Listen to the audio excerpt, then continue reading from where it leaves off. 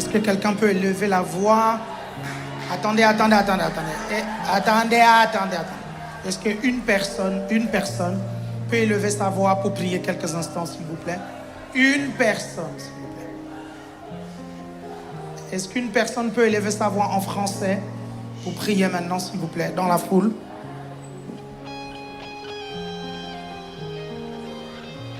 Bon, ça ne marche pas comme ça, là, c'est vrai. Corinne, élève ta voix, s'il te plaît.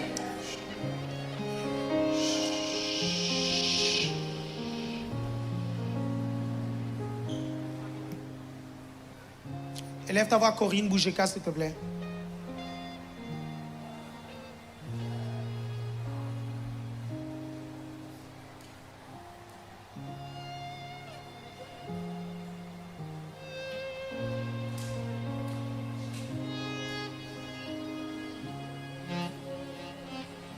Mais je ne l'entends pas. Corinne n'est pas là, celle qui est derrière là-bas, c'est Corinne. C'est pas Corinne là? C'est pas Corinne? Ok, Grâce Mélodie, s'il te plaît.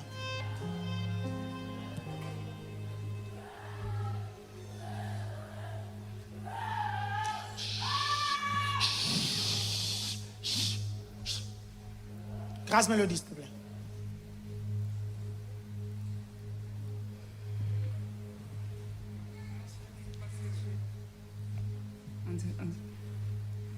Père, je te remercie pour ta présence. Merci parce que ce matin, tu es honoré.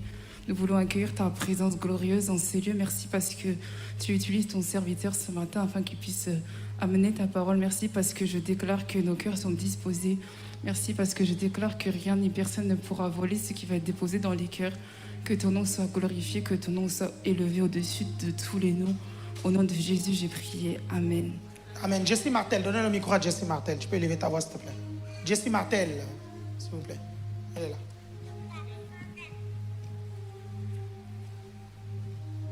Père, nous te remercions vraiment pour ta présence.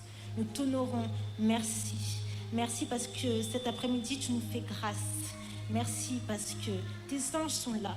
Tu vas utiliser ton serviteur puissamment. Que ta parole nous fasse du bien cet après-midi. Merci Seigneur parce que chacun d'entre nous, nous serons bénis puissamment. Que ton nom soit glorifié. Amen. Amen. Qui d'autre veut élever la voix, s'il vous plaît?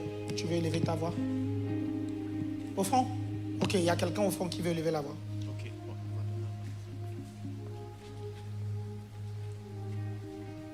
Alléluia, Saint l'Éternel des armées, grand architecte de l'univers, nous te remercions pour ta présence en ce moment, en ce lieu. Seigneur Jésus, permets que la parole qui va être prêchée, Seigneur Jésus, qu'elle puisse être déposée dans le cœur de chacun, afin que Seigneur elle puisse germer. Merci pour ta présence, ô Éternel. Merci pour ce que tu es, pour ta grandeur, pour ta magnificence envers nous. Au nom puissant de Jésus, Amen. Amen. Asseyez-vous dans la présence de Dieu. Quelqu'un acclame le Seigneur.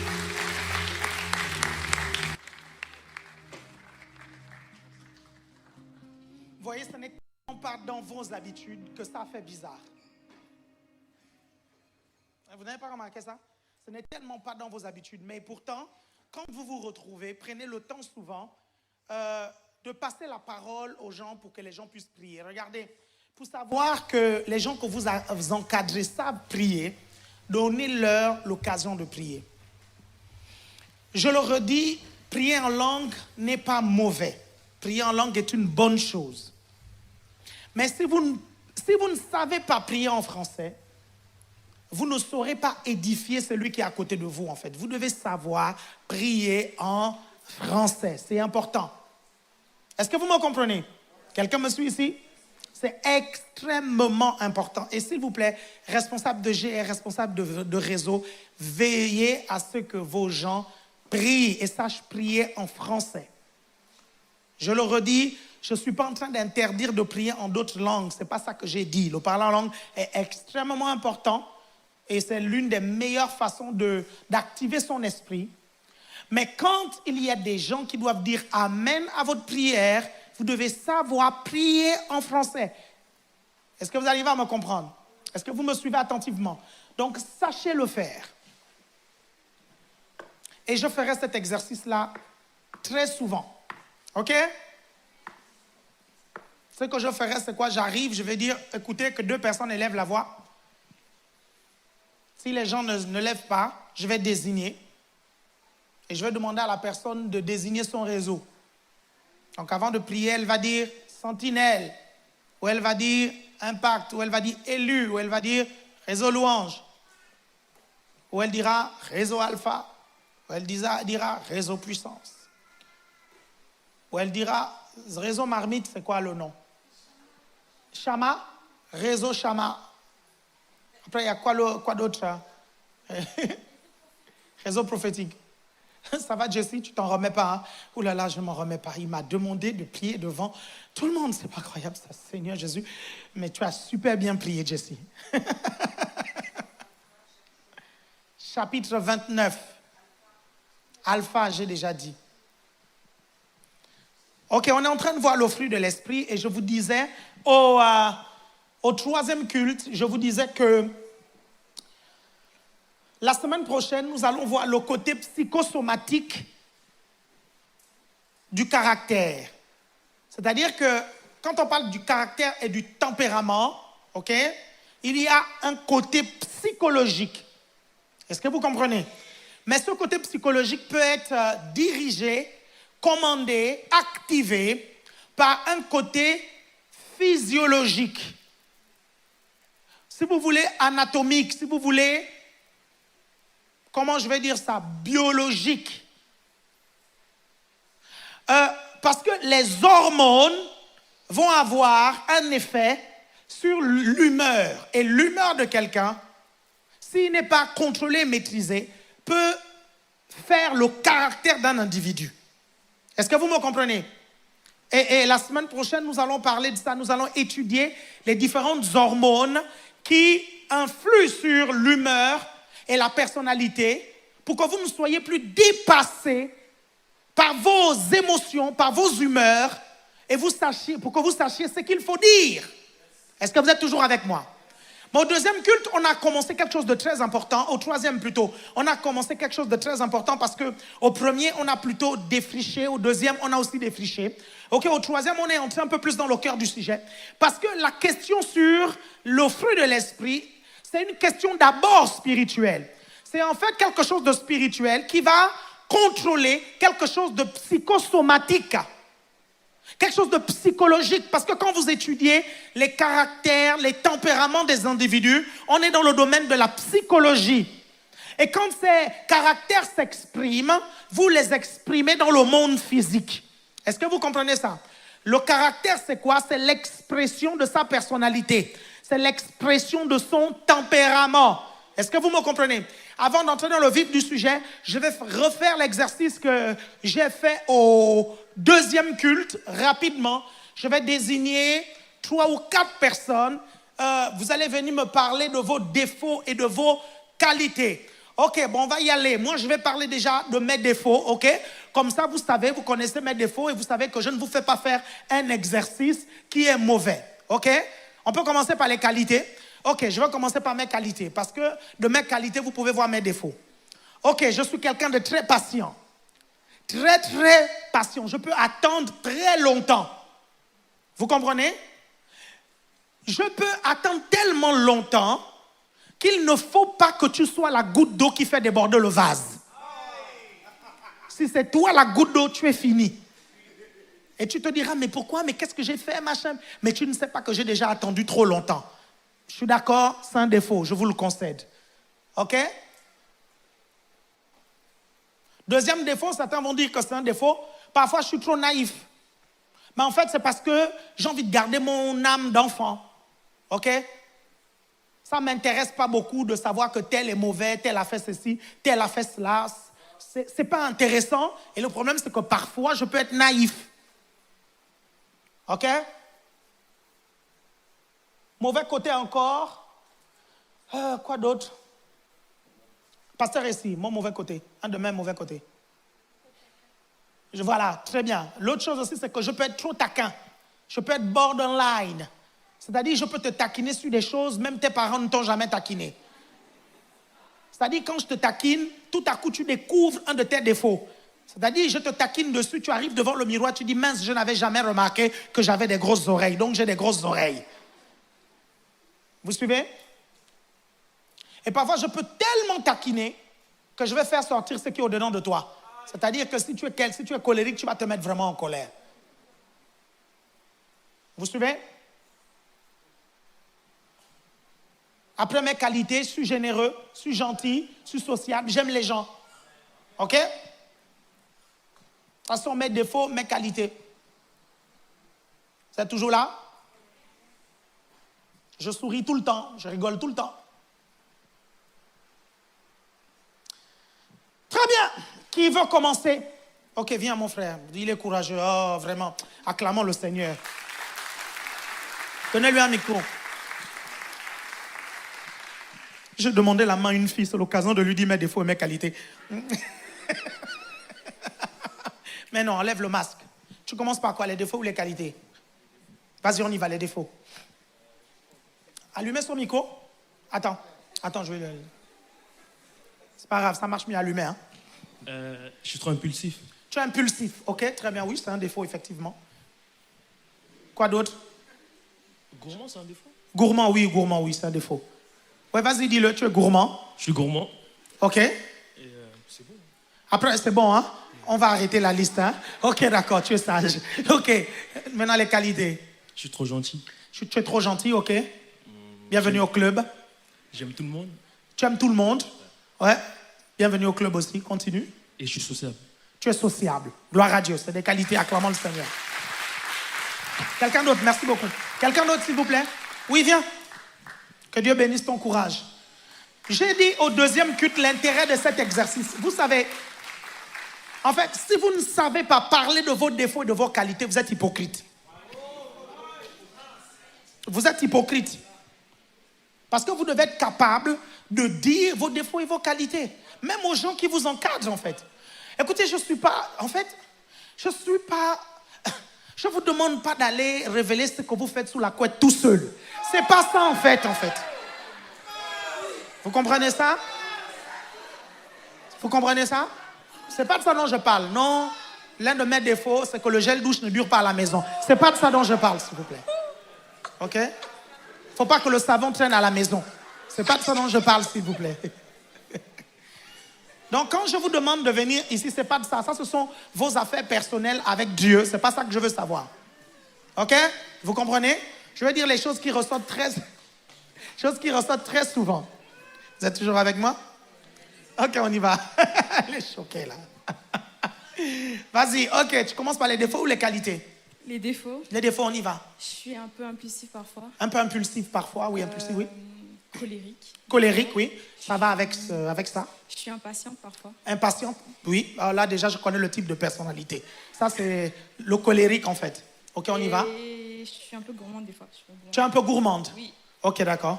Mets le micro bien devant la bouche. T'inquiète pas. Ok. Après, défauts... Non, les qualités maintenant. Ah, les qualités. Okay, Oui, là, tu as dit les défauts. À moins que ça, tu considères ça tu prends ça pour des qualités. Ah, non. Quelle est ta qualité? Impulsif. Ah, ouais. On y va. En qualité, je suis sociable. Tu es sociable. Je suis Gentil. J'aime tout le monde. Tu aimes tout le monde. Oui, ça, c'est les colériques typiques. Ah, ouais, ben. Oui, acclamons le Seigneur. Faut... Quelqu'un d'autre? Viens, maman, viens. Viens.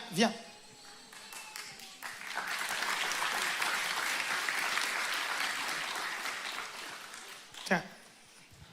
Défaut? Bonjour tout le monde. Bonjour. Je suis colérique. Mais tu le dis comme si tu étais fier. Je suis... Ah ben ouais, colérique. Vous avez dit quelque chose aussi. Je prends le temps. Tu prends le temps, tu es très patiente. Vraiment très patiente. Oui. Je consomme. Voilà. Mais j'observe. Ouais. Et à la fin,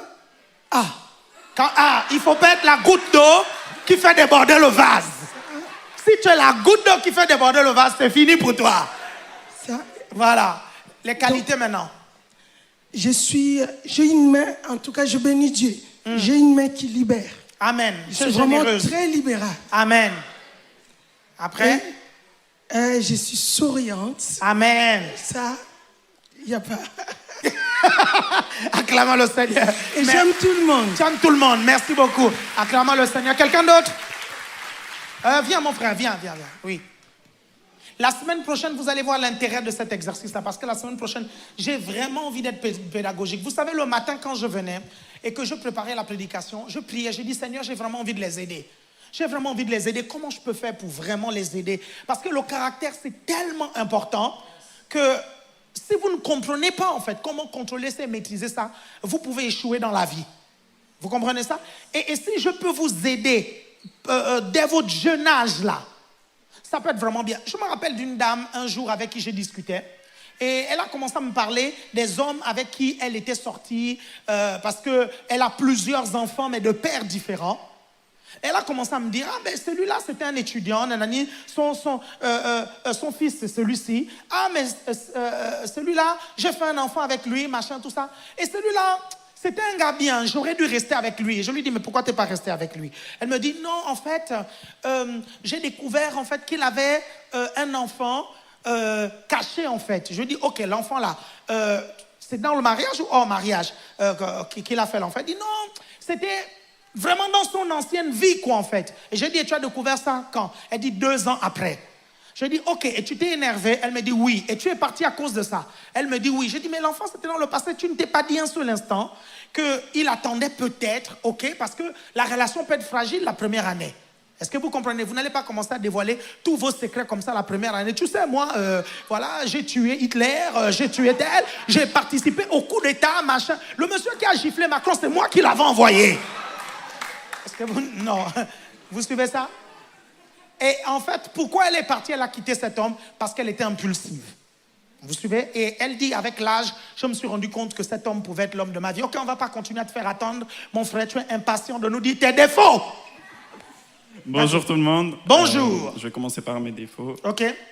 Moi, j'ai encore un petit côté rebelle. D'accord. Voilà. Ok. Ton responsable, c'est qui? Je vais pas le... Non, si, oh, ben que si. Ça, c'est Réseau Impact? Non. C'est quel réseau? Sentinelle. Ah, c'est Réseau Sentinelle, hein? Ah, c'est le 12 de Benjamin. Benjamin, je vais te montrer comment traiter les rebelles. Non, j'ai dit, j'ai un petit côté. Un petit côté. Avant, c'était grand. Ok, très bien. Je suis aussi naïf, comme toi. Ok.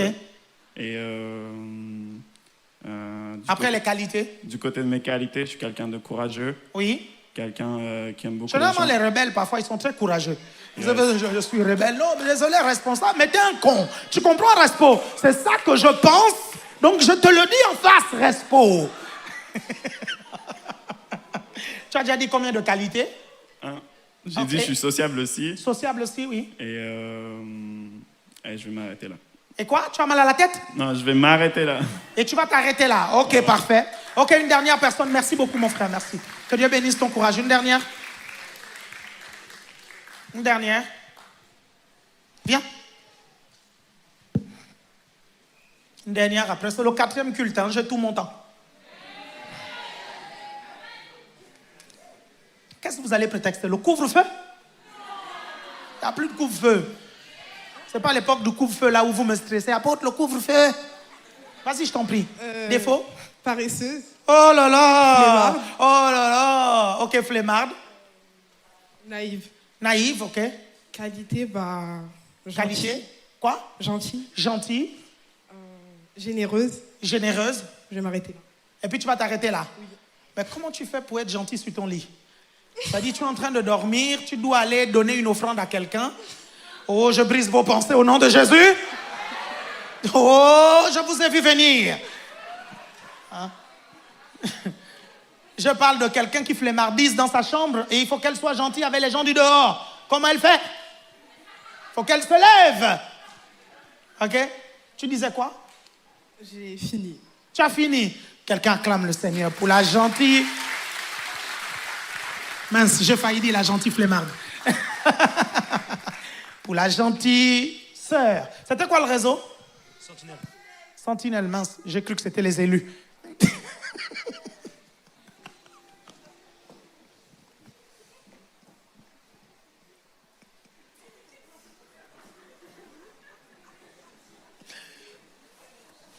Ok. Tu peux lire Galates 5, 22, s'il te plaît? Non, c'est bon ici, c'est bon. Galates chapitre 5 au verset 22. Ok. Mais le fruit de l'esprit, c'est l'amour, la joie, la paix, la patience, la bonté, la bénignité, la fidélité, la douceur, la tempérance. Très bien, continue. La loi n'est pas contre ces choses. Ceux qui sont à Jésus-Christ ont crucifié la chair avec ses passions et ses désirs. Si nous vivons par l'esprit, marchons aussi selon l'esprit. Oh, mon Dieu! Hey. Relis encore. Si nous vivons par l'esprit, marchons aussi selon l'esprit. Est-ce que vous vous rendez compte? En fait, je vous ai dit quoi au deuxième culte? Je vous ai dit que vous êtes des êtres spirituels et vous devez vivre ce qu'on appelle une vie spirituelle. Si vous pensez maîtriser votre caractère et votre tempérament avec la chair, vous n'allez pas y arriver. Vous comprenez ça? C'est pour ça que Dieu a mis le fruit de l'esprit dans notre esprit. Parce que le fruit de l'esprit, c'est quoi? C'est une force, c'est une énergie qui va se dégager. Est-ce que vous comprenez ça?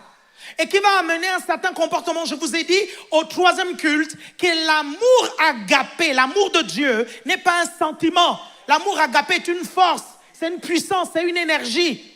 Il y a d'autres types d'amour qui sont des sentiments. L'amour filial que tu éprouves pour ton ami, c'est un sentiment. L'amour storgé que tu éprouves pour tes parents, c'est un sentiment. L'amour éros que tu éprouves ou que tu éprouveras pour ton futur mari ou ta future femme, c'est un sentiment. Les sentiments sont dans l'âme. La force dont je vous parle est dans l'esprit. L'esprit, la dimension au-dessus de l'âme et du corps. L'esprit, cette dimension qui nous permet de maîtriser l'âme et le corps. Est-ce que vous comprenez ça? Nous sommes des êtres spirituels. Quand Dieu nous demande de manifester le fruit de l'esprit, Dieu nous demande d'activer le fruit de l'esprit quand nous avons des circonstances qui défient, vous comprenez, le fruit de l'esprit. Quand vous avez une circonstance qui défie l'amour, vous devez activer l'amour au-dedans de vous. Est-ce que vous comprenez ça? Je vais résumer ce que j'ai dit au premier culte en fait. Si vous n'aimez pas quelqu'un, vous avez l'impression que vous détestez les gens, va régler ça dans la prière. Tu pries sérieusement pour la personne et tu pries pour toi. Dieu va activer l'amour pour cette personne. Vous êtes toujours avec moi?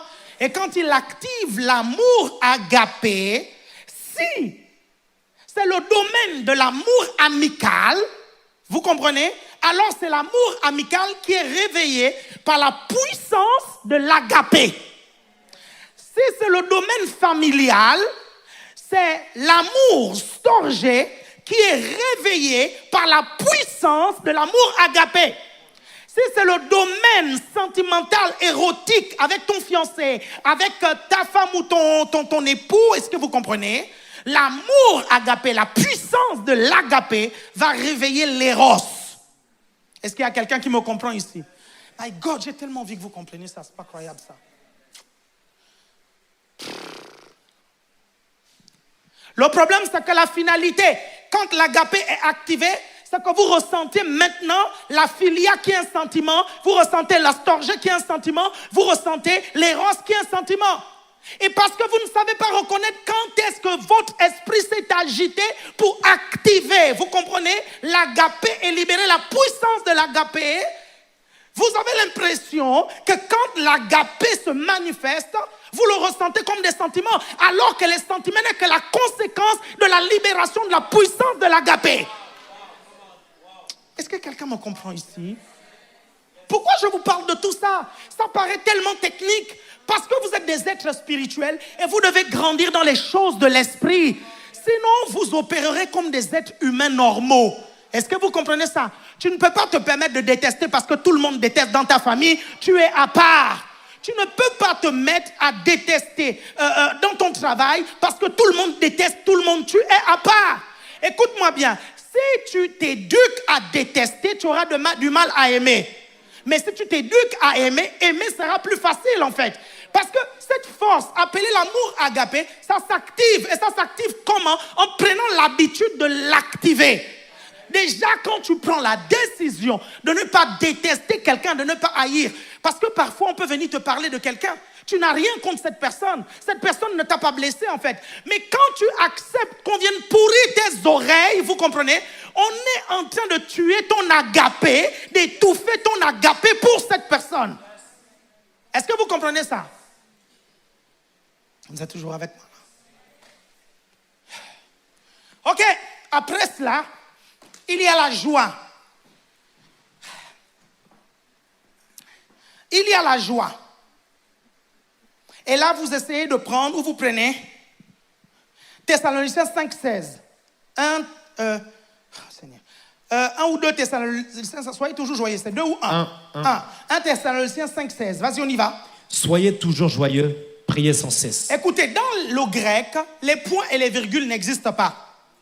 Ça se trouve, l'apôtre Paul a voulu dire, soyez toujours joyeux, pour cela, priez sans cesse. Quand il te demande d'être constamment joyeux, la clé, c'est la prière sans cesse. Est-ce que vous arrivez à comprendre ça? Pourquoi il te demande quelque chose qui paraît impossible pour un être humain? C'est parce qu'il te demande d'activer une force spirituelle qui te permettra de le faire. C'est-à-dire la force de la prière constamment. Et comment est-ce que tu peux prier sans cesse? En étant conscient de la présence de Dieu, quel que soit l'endroit où tu te trouves. Tu sais que Dieu est là, qu'il t'entend, il t'écoute et tu peux lui parler à n'importe quel moment. Et c'est comme ça que tu réussiras à être joyeux. Vous êtes toujours avec moi? Est-ce que vous me suivez? La joie dont il est question dans le fruit de l'esprit dans Galates 5,22 est quelque chose de surnaturel. Ok? C'est quelque chose de surnaturel. C'est une force qui vient en fait relever dans votre âme le sentiment de joie. Pourquoi cette force? Parce qu'il y a des circonstances qui peuvent vous rendre triste. Parce que les gens peuvent vous dire des choses tristes. Parce que certaines personnes peuvent vous dire des méchancetés. J'aimerais vous annoncer que tout le monde ne vous aime pas. Et lorsque vous découvrirez qu'il y a des gens qui vous détestent, ça pourra certainement vous attrister. Surtout ces personnes-là qui aiment faire plaisir à tout le monde. Est-ce que vous comprenez? Et qui ne sont pas mortes en elles-mêmes, en fait. Est-ce que vous arrivez à me suivre? Ça va vous attrister. Parfois, ce qui vous attriste n'a rien à voir avec les autres. Tu as découvert et tu détestes être à découvert. Et tu ne sais pas comment tu vas combler ton découvert, ça t'attriste. Parfois, tu es là, tu reçois une mauvaise nouvelle. Est-ce que vous comprenez? Ton meilleur ami du village est par exemple décédé. Est-ce que vous arrivez à me comprendre? Ou tu reçois une mauvaise nouvelle, quelqu'un est malade, ok? Ou tu reçois une mauvaise nouvelle, on va reconfiner à nouveau. Ça te rend triste. Est-ce que vous comprenez? Oh, je sais que certains d'entre vous, ça ne vous rend pas triste. Hein? Je vous dis, on va confiner Netflix, allez, on y va. Je pourrais enfin prétexter au GR et dire, je ne peux pas venir, hein, il y a le couvre-feu. Est-ce que vous arrivez à me comprendre? Et parfois, ce que vous ne comprenez pas, et ce que beaucoup de chrétiens ne comprennent pas, c'est que le sentiment de tristesse peut être légitime comme sentiment, mais très dangereux. C'est-à-dire qu'il est légitime que tu sois triste en face d'une situation, mais c'est dangereux quand même pour toi. Pourquoi? Parce que quand le diable profite d'une situation attristante pour amplifier la nouvelle que tu as reçue, le but, c'est de te faire tomber en dépression. Vous arrivez à me comprendre, mes chers frères et sœurs? Et là, quand tu tombes dans la dépression, ça devient très compliqué de t'en sortir. Parce que la dépression paralyse ta volonté et ta mentalité. Étudiez ceux qui sont dépressifs, ils n'arrivent pas à faire beaucoup de choses. Hein. Même se laver. J'ai déjà vu quelqu'un de dépressif qui ne veut plus manger, qui ne veut plus se laver, qui ne veut même plus se lever de son lit. La dépression peut aller jusque-là, mes chers frères et sœurs. Ce n'est pas le petit truc où vous avez menacé vos parents de boire les comprimés. Hein. Vous avez dit non, je vais boire les comprimés, Donc tu menaces, je vais boire les comprimés. Donc tu dis que non, je suis en dépression. Puis tes parents disent, il est en train de passer par une phase de petite dépression. Donc on va l'amener chez un psychologue, machin. Soit dit en passant, hein, chez moi en Afrique, tu menaces que tu vas boire les comprimés. On te dit, bois même. On te dit, bois même. On va faire ton enterrement, on va donner, nous tous on va manger le café. Une assiette de moins. Vous comprenez ça? Ce chantage-là, c'est ici que ça marche, comme je le dis souvent. En Afrique, ça ne marche pas. Vous comprenez, les familles sont tellement nombreuses parfois que si une assiette peut sauter par ta mort, il y a toujours un cousin qui se réjouit de pouvoir profiter de ta belle paire de baskets. Et il ne se gêne pas. Tu es mort, mais il rentre dans la chambre. Il dit, moi, je vous laisse cette paire de baskets. Vous arrivez à me comprendre? Donc ça marche avec les Occidentaux. Et souvent, j'ai eu du mal. En fait, Dieu a dû me travailler. Vous comprenez? J'ai dû étudier la question de la dépression. Je ne comprenais pas c'était quoi la dépression. J'avais du mal. Quand on me disait que c'était une maladie, je disais, mais j'ai dit, comment quelqu'un peut tomber malade parce qu'il a les problèmes? Je ne comprends pas en fait. Ça ne rentrait pas dans ma tête, dépression. Dans ma tête d'Africain, ça ne rentrait pas. Jusqu'à ce que j'ai commencé à avoir beaucoup de dépressifs dans mon église et je voulais les aider et j'ai commencé à étudier la dépression. Et c'est là où j'ai compris comment ça commence. Ça commence par une tristesse incontrôlée. Vous comprenez? Vous pouvez ressentir un sentiment qui paraît légitime, mais quand vous perdez le contrôle de ce sentiment, sachez que le diable veut vous amener quelque part. Derrière chaque émotion toxique et négative, il y a toujours le plan du diable derrière. Blaguez pas avec ça. C'est légitime, les gens disent c'est légitime que tu sois triste, c'est normal que tu sois triste. Oui, c'est normal. Jean 11, 35, le verset le plus court de la Bible dit Jésus pleura. Et si vous étudiez bien, quand vous voyez bien, Jésus pleura, c'est à quel temps? Passé simple, c'est-à-dire c'est quelque chose qui s'est fait vite. La Bible ne dit pas et Jésus pleurait. La Bible dit Jésus pleura, c'est-à-dire il a pleuré, après il s'est arrêté, vous comprenez, et il est passé à autre chose. Mais toi, ça fait des mois que tu pleures. Vous comprenez ça? Vous arrivez à me suivre? Est-ce que vous me suivez attentivement? Est-ce que vous me suivez attentivement? Et c'est pour ça qu'au-dedans de nous, il y a le fruit de l'esprit, qui est la joie. C'est une force, en fait, qui t'aidera à prendre le dessus sur la tristesse au moment où tu n'arrives pas à t'en sortir. Parce qu'il y a des situations, quand ça vient vers toi, tu ne peux tout simplement pas être joyeux. Et pourtant, la Bible dit, soyez toujours joyeux, et c'est à l'impératif. Et si c'est à l'impératif, c'est que c'est un ordre. Mais tu sens comme si tu n'arrives pas à le faire. Et certains disent, c'est plus fort que moi. Je n'arrête pas de pleurer. Je n'arrête pas d'être triste. Quand je pense à la situation, peu importe la situation, pour certains, ce sont les chagrins d'amour, en fait. Est-ce que vous comprenez? J'ai du mal à m'en sortir. Je ne peux pas comprendre qu'il m'ait abandonné. C'est pas possible, il m'a largué avec un SMS. Et tu regardes le SMS, c'est fini. Il a dit c'est fini. Et tu pleures. 2 semaines passent, tu ne fais que pleurer. 3 semaines passent, tu ne fais que pleurer. Personne n'arrive à te consoler. On t'amène chez l'apôtre Alain Patrick. Quand j'apprends que c'est à cause de ça, j'ai envie de te mettre une baffe là.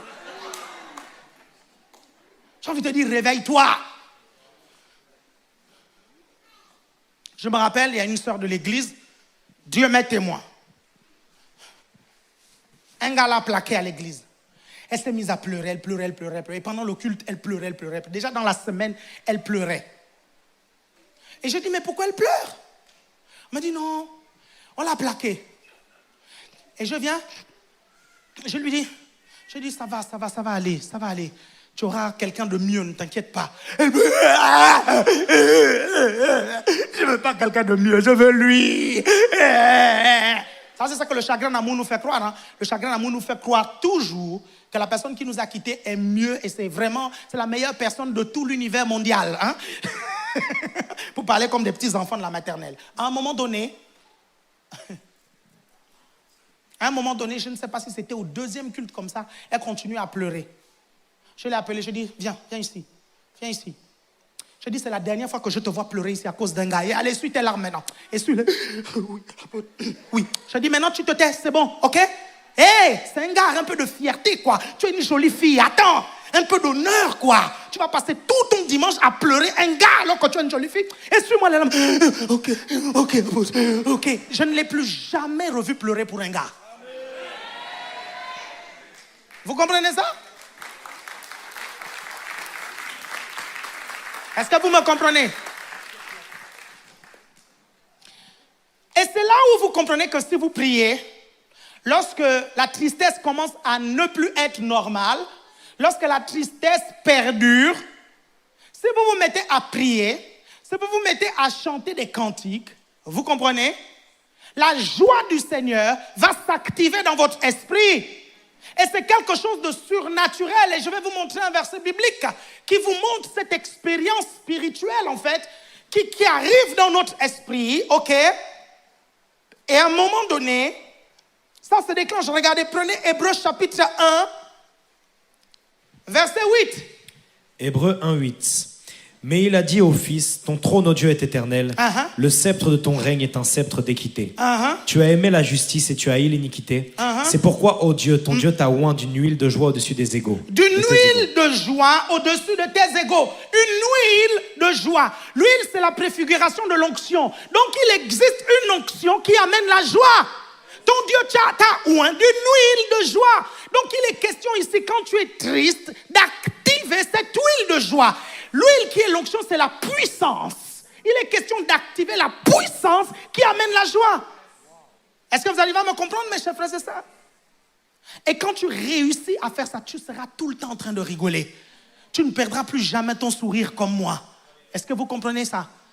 Et on t'appellera Colgate, comme on m'appelait avant. Vous suivez? Parce que quand vous voyez Colgate, le logo de Colgate, ce sont les dents, n'est-ce pas?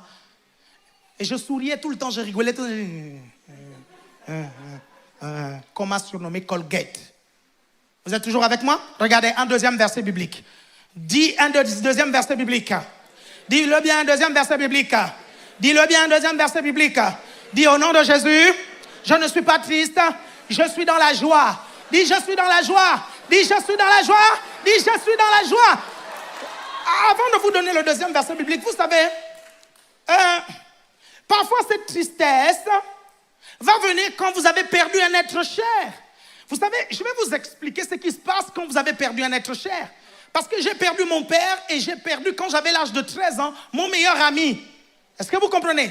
En fait, quand mon père est mort, j'ai eu l'impression, vous comprenez, qu'une partie de moi partait.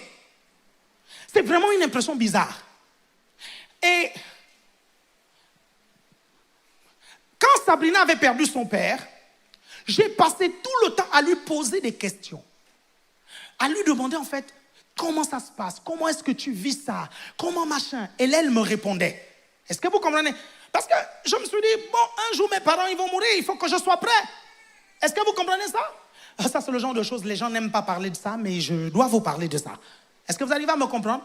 Et après, j'ai posé des questions à Alexandre, qui a perdu son père, sa mère.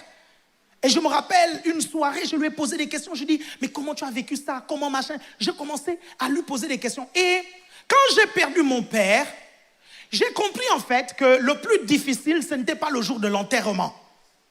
Le plus difficile, ce n'est même pas lorsqu'on t'annonce cette nouvelle. Parce que quand on te l'annonce, mes chers frères et sœurs, tu es comme dans un rêve. Vous comprenez ça? Et pendant toute la période, même quand vous allez à l'enterrement, vous suivez ça? Tu es toujours comme dans un rêve. Le plus difficile, ce sont les 9 prochains mois après l'enterrement. Là, c'est très dur. C'est-à-dire que tu te lèves le matin, tu ne comprends pas pourquoi tu pleures. Tu es juste en train de pleurer. Tu pleures, tu penses juste à ton père. Et tu réalises, tu dis, oh, donc il n'est plus là. Tu pleures. Le truc, c'est que comme je m'étais déjà bien renseigné, j'ai lutté correctement contre ça. Est-ce que vous comprenez ça? Et c'est là où beaucoup tombent dans la dépression. Et c'est là où beaucoup ne comprennent pas que quand c'est comme ça, il faut être dans les activités spirituelles. Je connais des personnes qui sont reparties dans le monde parce qu'ils ont perdu un parent. Ils n'ont pas su gérer cette période-là, en fait. Parce qu'après ça, la vie continue. Le diable vient avec beaucoup de questions, en fait. Et pourtant, tu as prié pour lui. Pourquoi il n'a pas guéri?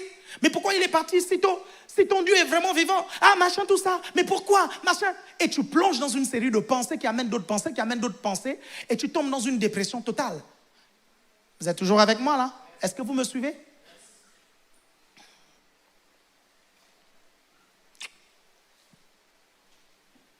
Mais la joie du Seigneur reste notre force.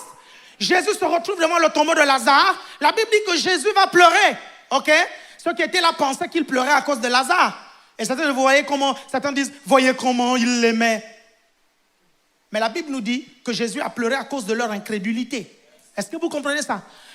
C'est là où on voit que ce qui attriste, les gens n'attristent pas forcément Jésus, en fait. C'est pas les mêmes choses, en fait. Pendant que vous êtes en train de pleurer pour les choses de tous les jours, lui, il pleure pour autre chose. Il pleure pour l'incrédulité des gens. Et vous allez voir quelque chose qui va mettre Jésus dans la joie. Je vais vous donner un verset biblique, en fait, et vous allez voir que Jésus n'est pas dans la joie parce qu'on lui a fait une offrande. Il y a certains, leur joie dépend des offrandes qu'ils reçoivent dans la semaine. Il y a d'autres, leur joie dépend de l'argent qu'il y a dans la semaine. Mais votre joie ne doit pas dépendre de l'argent que vous avez, en fait. Ou des circonstances autour. Est-ce que quelqu'un me comprend ici? Regardez, vous prenez le verset biblique. Vous prenez Luc, chapitre 10, verset 21. Luc, chapitre 10, au verset 21. Hein? En ce moment même, Jésus tressaillissait de joie par le Saint-Esprit. Jésus tressaillit de joie par le Saint-Esprit pour vous expliquer que la joie que Jésus a ressentie était surnaturelle. C'était par le Saint-Esprit, ce n'était pas une joie normale. Et vous allez comprendre pourquoi ce n'était pas une joie normale. Continue. Et il dit, je te loue, Père, Seigneur du ciel et de la terre, de ce que tu as caché des choses aux sages et aux intelligents, et de ce que tu les as révélées aux enfants. Oui, Père, je te loue de ce que tu l'as voulu ainsi. Toutes choses m'ont été données par mon Père, et personne ne connaît qui est le Fils, si ce n'est le Père, ni qui est le Père, si ce n'est le Fils, et celui à qui le Fils veut le révéler. Ok, le mot tressaillir ici, c'est un mot grec qui signifie joie subite, vous comprenez, et immense. Subite et immense. Vous me comprenez attentivement? C'est-à-dire que Jésus est là, il est en train d'enseigner la parole, et il se rend compte que les sages et les intelligents, les diplômés, les docteurs en théologie ne comprennent pas ces choses simples qu'il enseigne. Mais par contre, il se rend compte que les enfants, parfois des personnes sans instruction, arrivent à comprendre. Et là, il réalise que c'est par l'Esprit de Dieu que cette personne-là arrive à comprendre ces réalités spirituelles. Et tout à coup, quelque chose se passe dans son esprit. Vous comprenez? Une joie est activée et il rigole. C'est comme s'il faisait merci Seigneur, tu as caché ces choses aux sages et aux intelligents. Tu as caché ces choses aux orgueilleux. Tu as caché ces choses à ces personnes. Tu les as révélées aux gens simples. Et ça me réjouit, Seigneur, parce que tu les as révélées aux gens simples. Pourquoi? Parce que pour accéder à la connaissance de Dieu, tu n'as pas besoin de faire l'université. Oh, merci Jésus. Parce que pour accéder au mystère de la parole, il suffit que tu aies un cœur d'enfant. Merci Seigneur, parce que tu ne détermines pas ces choses par les diplômes et par le nombre d'années que nous avons passées à l'école. Vous comprenez ça?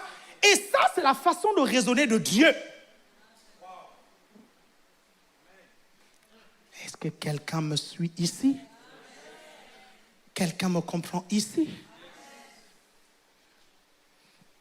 La Bible dit que Dieu nous a oint d'une huile de joie. Il y a une onction qui peut amener une joie surnaturelle. Le frère Étienne, qui est à Clermont, et qui vient souvent de temps en temps ici, m'a raconté une situation qu'il a vécue qui m'a vraiment édifié. Il dit, il venait de passer par un moment, mais vraiment compliqué. Vous allez voir que cette chose est surnaturelle. Il dit, c'était vraiment quelque chose de très triste et qui mettait au défi sa foi. Il dit, il était triste et là, il marchait dans la rue, il revenait du GR. Il était à l'époque dans le GR de Maman Chantal. Donc, il revient du GR, il est en train de penser à la chose. Il dit, tout à coup, il s'est mis à prier en langue. Il dit, il a commencé à rigoler.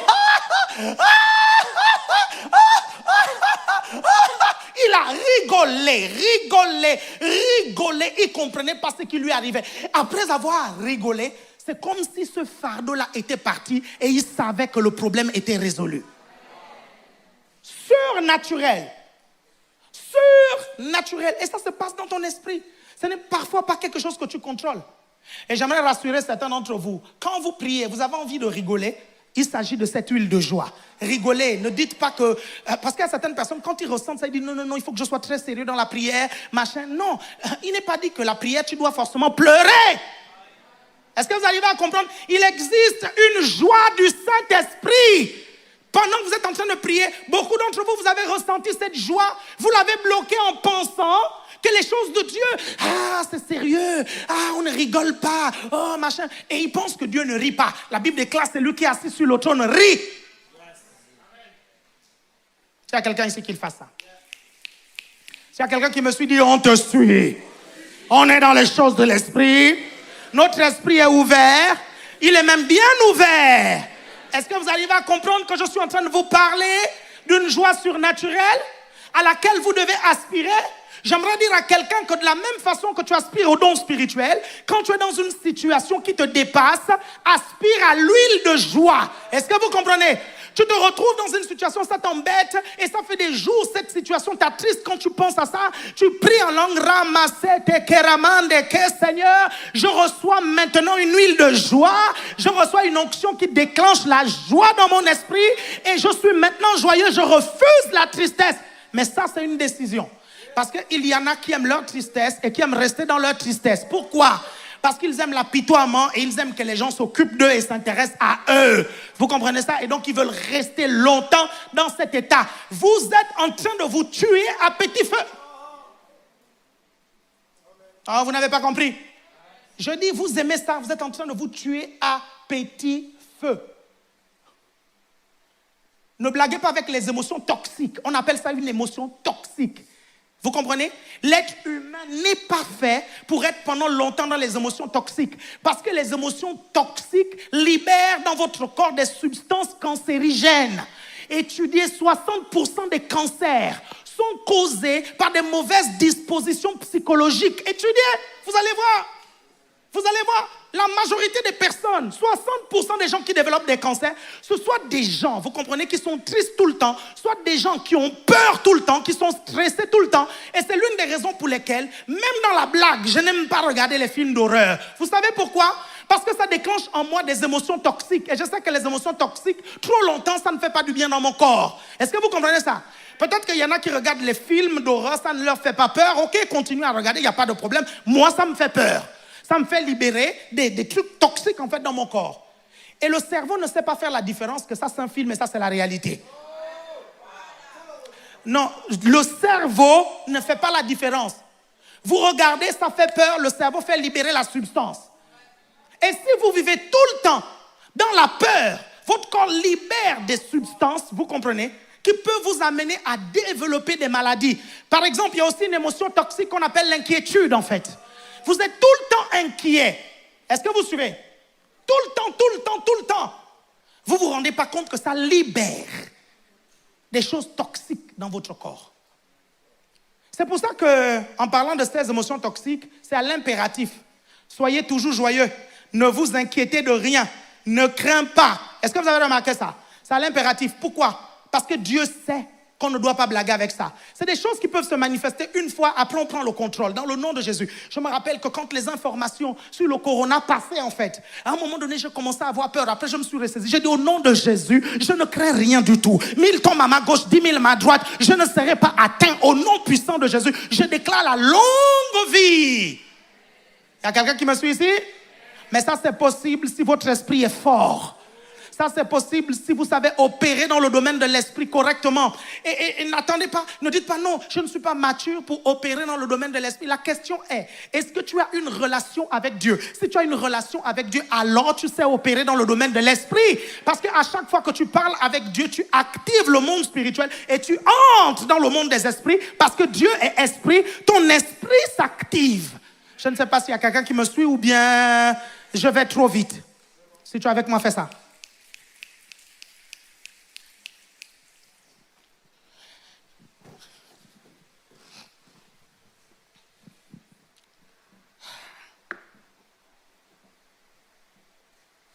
La bonté. Non, déjà la paix. La paix. On a vu l'amour, on a vu la joie. La paix dans le fruit de l'esprit. C'est aussi une force.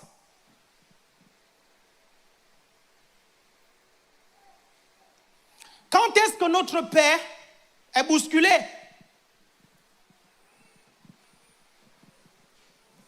Notre paix est bousculée quand nous avons des mauvaises situations qui arrivent. Ok? Je prends un exemple, tu as passé le permis, et puis quelqu'un vient te voir, il te dit, ah, j'ai vu l'inspecteur, et l'inspecteur m'a dit que de tous les élèves qu'il a pris, il ne pense pas qu'il y aura un qui aura le permis. Et voilà, tu perds ta paix, parce que tu as besoin de ce permis pour ce travail. Tu as besoin de ce permis pour avancer dans tes projets, tu perds ta paix. Est-ce que vous comprenez ça? Ou bien on t'annonce quelque chose qui peut véritablement te troubler. Ok? Le banquier t'appelle et le banquier te dit, écoutez, vous êtes à moins 100 € de découvert. Si d'ici demain vous ne comblez pas le compte, vous êtes fiché bancaire. Vous comprenez? Et là, vous commencez à stresser, vous commencez à avoir peur, vous perdez complètement votre paix. Mais la Bible nous dit qu'au-dedans de nous, il y a une paix. Et c'est important que vous compreniez que la paix dont il est question là, elle est différente de la paix que le monde peut proposer. Jésus dit, je vous donne ma paix. Je vous laisse ma paix. Je ne vous la donne pas comme le monde la donne. Pourquoi? Parce que le monde peut vous garantir une paix. La Bible dit, quand les hommes diront paix, paix, paix, une ruine soudaine s'abattra et viendra. Parce que les hommes peuvent vous prédire la paix. Mais derrière cette paix se cache toujours un trouble. Vous pouvez monter dans un avion, vous montez dans un avion, l'avion est en train de cracher. Et l'hôtesse vous dit, non, restez tranquille, non, il n'y a rien. Nous sortirons tous ici sains et saufs. Vous savez qu'avec un gros sourire, tu regardes l'avion en train de piquer du nez. On l'a formé, vous comprenez, pour vous garder dans la paix. Et ça, c'est la paix du monde.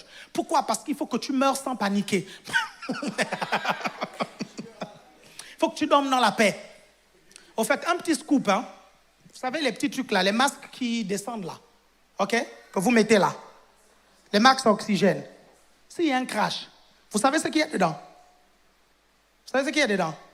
Il n'y a pas que l'oxygène. Il y a un masque plutôt, pour vous faire dormir, pour que vous ne voyez pas la mort. Voilà, j'ai enlevé votre paix.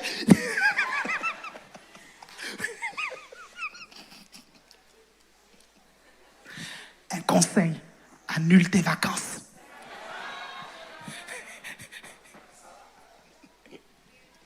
Quelles sont les caractéristiques de cette paix?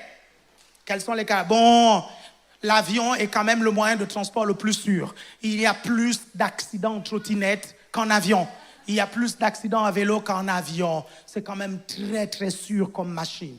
Vous suivez ça? Et vous avez en face de vous quelqu'un qui avait la phobie de l'avion. J'avais peur de ce truc parce que je ne comprenais pas comment ça marchait. Et puis Dieu m'a parlé à plusieurs reprises et Dieu m'a délivré de ça. Déjà, j'ai compris comment l'avion fonctionnait. Ok? Sérieusement, je n'avais pas la paix quand je montais dans l'avion. Je me disais, mais comment est-ce que ce truc-là vole? Après un jour, un ami m'a fait comprendre qu'en fait, l'avion ne plane pas sur le vide. Vous suivez? Il m'a dit qu'il plane sur des couches d'air. En fait, c'est comme la voiture. La voiture a le goudron, l'avion a des couches d'air en fait. Après, il me fait comprendre que l'avion, même si les deux réacteurs s'éteignent, l'avion est un planeur. Si le pilote est bon, il fait planer l'avion, il te fait atterrir en fait. My God, ça m'a soulagé à 50%. Après, il me fallait maintenant comprendre c'était quoi les trous d'air et quand l'avion bougeait. Puis un ami pilote m'a dit, en fait, quand l'avion bouge, c'est normal. C'est comme quand tu es dans la voiture, il n'y a rien d'anormal. Il me dit, l'avion est fait pour résister à ce genre de situation. Ne t'inquiète pas, quand ça bouge, c'est normal. Est-ce que vous me suivez? Après un jour, j'étais dans l'avion, j'ai dit au Seigneur, mais Seigneur, je ne comprends pas si cet avion explose, qu'est-ce qui se passe? Et là, Dieu m'a donné une vision. Dieu m'a montré en fait un ange qui venait me chercher et je voyais l'avion exploser en fait. Et Dieu m'a dit, tu ne ressentiras rien du tout, tu ne verras rien du tout, tu vivras l'expérience hors de ton corps parce que mon ange viendra te chercher. Après, Dieu m'a dit, mais tu vivras longtemps.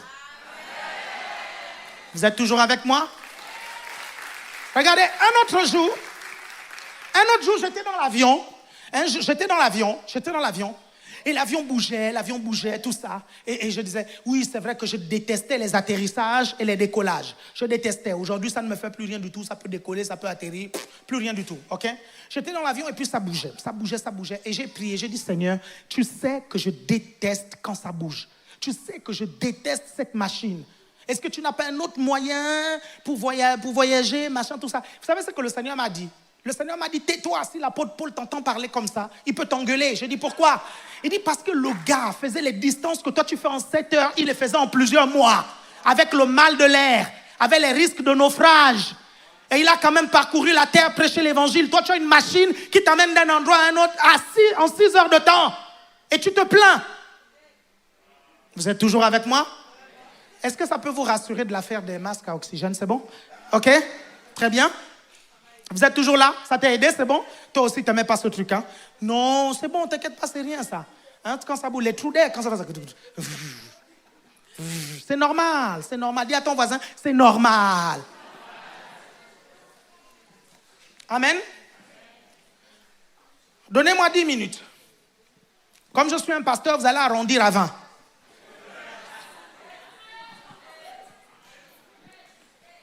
Ça va aller, t'inquiète pas. Donnez-lui de l'eau, ça va aller. Ok, c'est quoi les caractéristiques de cette paix? Quand Jésus dit, je vous donne ma paix, je vous laisse ma paix. Et cette paix n'est pas comme le monde la donne. Ok? Les caractéristiques de cette paix, c'est quoi? C'est que c'est une paix qui surpasse toute intelligence. C'est ce que Philippiens chapitre 4 du verset 5 au verset 7 nous dit. En fait, c'est quoi une paix qui surpasse toute intelligence? C'est une paix qui est au-delà de la logique. En principe, logiquement, tu dois paniquer, mais quand cette paix est là, tu ne paniques pas. Et les gens ne comprennent pas pourquoi tu ne paniques pas. Parce qu'au-dedans de toi, il y a une paix qui dépasse l'entendement et qui dépasse l'intelligence. Tu es tranquille au moment où tout le monde panique. C'est ce qui s'est passé avec Jésus dans la barque. Vous me suivez attentivement? Cette paix qui est spirituelle, il ne s'agit pas d'une paix mentale, il s'agit de quelque chose dans son esprit. Quand la Bible parle du fruit de l'esprit, la Bible dit la paix, c'est dans ton esprit. Cette paix-là est parfois le signe de la présence de Dieu dans un endroit. Quand tu es en train de prier et que tu sens la paix remplir ton esprit, c'est que Dieu est en train de faire quelque chose dans ton esprit, c'est qu'il est présent. Cette paix est aussi souvent le signe de la foi, parce qu'elle peut se manifester par une assurance inébranlable. Tu as un projet, tu n'as pas l'argent pour accomplir ce projet, mais tu sens une paix et une assurance. C'est bizarre, quelque chose au-dedans de toi te dit que tu vas y arriver. Parfois, tout le monde autour de toi te dit tu ne vas pas y arriver. Parfois, le banquier te dit tu ne vas pas y arriver. Parfois, tes parents te disent tu ne vas pas y arriver. Mais au-dedans de toi, tu as tout simplement du mal à dire même que tu ne vas pas y arriver. Quand tu essayes même d'y réfléchir, c'est bizarre, tu te rends compte que non, tu es en train de te mentir à toi-même. Parce que cette paix est en train de s'imposer. Je vais vous prendre un exemple très simple. J'ai toujours eu cette paix par rapport à la méga church. J'ai toujours eu la paix et l'assurance que nous allions avoir une église de plusieurs milliers de membres. Je n'ai jamais perdu cette paix, je n'ai jamais perdu cette assurance-là, jamais. Vous arrivez à me comprendre? Cette paix est aussi importante parce que c'est le climat du royaume de Dieu. Écoutez-moi bien, le royaume de Dieu a un climat. Est-ce que vous comprenez? Il n'y a pas de saison sèche, de petite saison de pluie, de grande saison de pluie. Il n'y a pas d'hiver, d'été, de printemps, d'automne dans le royaume de Dieu. Il y a un seul climat, la paix. Vous comprenez ça? Et c'est l'une des raisons pour lesquelles, vous comprenez, le prince de ce pays, de ce royaume est appelé le prince de paix. C'est le nom de Jésus. Voici un enfant vous est né, un fils vous est donné, et la domination reposera sur son épaule. On l'appellera admirable conseiller, Dieu tout-puissant, prince de la paix. Ça veut dire alors que dans la vie d'un chrétien, quand cette paix n'est plus là, peut-être que le prince de la paix est parti depuis longtemps. Quelqu'un me suit ici? Vous me suivez attentivement? C'est là où cette paix devient un indicateur de la présence du prince de paix là où vous êtes. Vous arrivez à me comprendre, mes chers frères et sœurs? Et elle est surnaturelle. Cette paix est aussi indicateur ou indicatrice, je ne sais pas comment vous allez dire ça, du témoignage intérieur positif. Quand Dieu est d'accord avec une décision que tu as prise, tu ressens cette paix. Quand il n'est pas d'accord, tu ne ressens pas cette paix. Cette paix te quitte. Tu as l'impression que les choses vont trop vite. Tu n'arrives même pas à dormir. Tu as l'impression que tu es agité, machin. Cette paix est en train de te quitter. Dieu est en train de te dire, je ne suis pas d'accord avec cette décision. Refais marche arrière.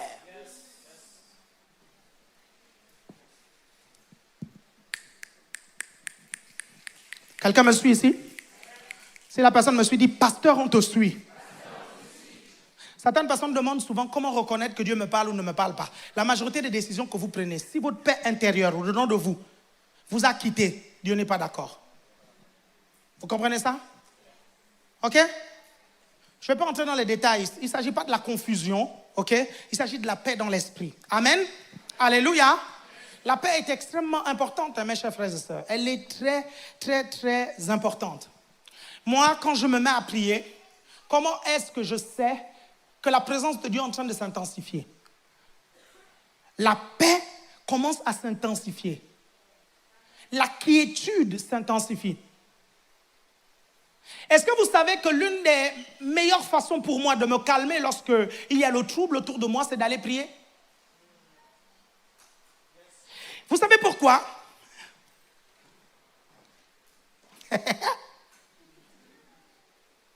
Quand tu es troublé, Dieu s'appelle le roi de paix. Ok? Jésus s'appelle le prince de paix. Et la Bible dit, attache-toi à Dieu et tu auras la paix. Quand tu es troublé, le meilleur moyen, ce n'est pas de t'approcher de 20 000 personnes et parler de ton problème. Parce que ces personnes peuvent intensifier le trouble en fait. Est-ce que vous comprenez ça? Tu viens lui parler de ton problème, la personne te dit, ah, je connaissais, il y a 3 personnes que je connais qui avaient cette maladie qui sont mortes. Ah, ça va être compliqué. Tu sais, quand la banque commence à t'envoyer ce genre de courrier-là, ça veut dire qu'ils t'ont déjà fiché. Ah, tu sais, les huissiers, quand ils viendront là, je t'assure, ils vont prendre ta télé, ils vont prendre ta bicyclette. Tu n'as pas encore d'enfant, mais quand tu mettras au monde un enfant, ils vont prendre ton enfant en esclavage. Tu exagères. Est-ce que vous comprenez ça? La solution, quand tu es troublé, tu t'approches du prince de paix. Et personne ne peut s'approcher du prince de paix et ne pas avoir la paix dans son cœur. Personne ne peut s'approcher du roi des rois et ne pas avoir la paix dans son âme. Est-ce que vous comprenez ça? La paix, attache-toi à Dieu et tu auras la paix. Et souvent, cette paix est indicateur. L'absence de cette paix est souvent indicateur de la rétrogradation. Souvent, c'est le signe. Vous remarquez que vous n'êtes plus heureux. Vous n'êtes plus en paix. Et pourtant, vous êtes chrétien. Et pourtant, vous venez à l'église. Mais vous n'avez plus la paix, en fait. Parfois, c'est que vous avez commencé à rétrograder. C'est-à-dire, vous ne priez plus assez. Vous ne nourrissez plus assez votre esprit. Donc, il n'y a plus cette paix-là, en fait. Vous êtes toujours avec moi? Vous êtes toujours avec moi? Faites comme ceci. Ça va aller, t'inquiète pas, ça va aller. Tu as tenu jusqu'à là, tu peux tenir encore. Ok? Ok, on va terminer avec un dernier. La bonté. La bonté. Le reste, on va mélanger avec l'enseignement sur les hormones, ok? Hein? La semaine prochaine. Suivez, non? On va vous parler de la testostérone, l'hormone de l'agressivité. Donc, les femmes qui sont très agressives, là, il y a parfois un excès de testostérone. Hein. C'est pour ça que tu as la barbe.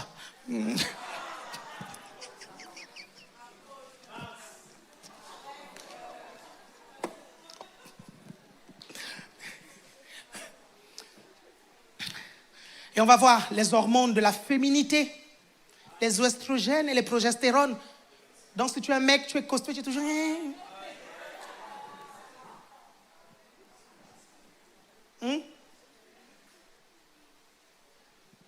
Et non, mais tu as les gros mabénous comme une femme.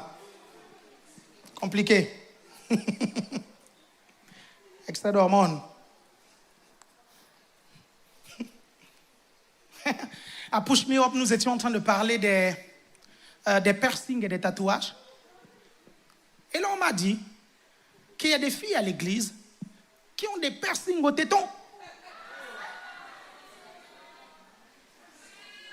J'ai dit, my God. Ça m'a pris toute l'après-midi pour chasser les mauvaises pensées. Il y avait toutes sortes de pensées qui traversaient. Est-ce que quand le gars a percé, il y a le lait qui est sorti?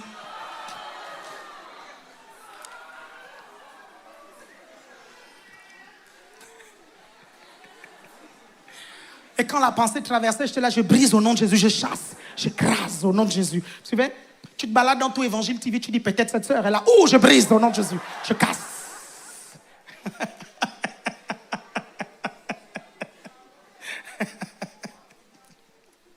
Je vous avais averti par rapport à mes défauts. Hein. Je peux vanner, ça peut être borderline. Donc vous m'acceptez comme ça, ok? Très bien. Celui qui m'aime comme ça, dit on t'aime comme ça, apôtre.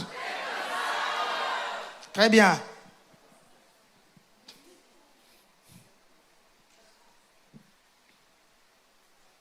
Nous étions à Évangile TV, on faisait une réunion très importante et puis on a commencé à parler de chacune des émissions.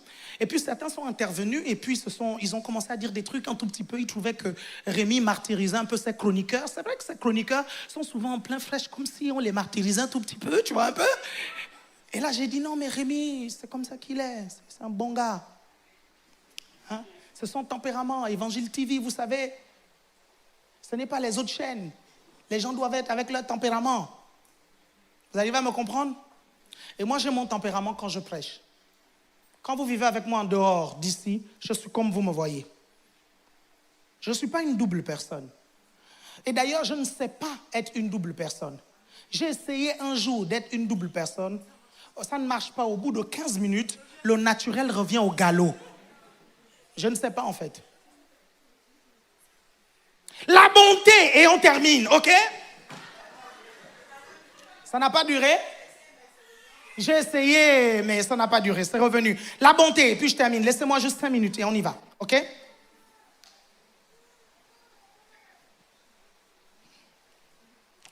Ok, vous prenez Matthieu chapitre 1, verset 18.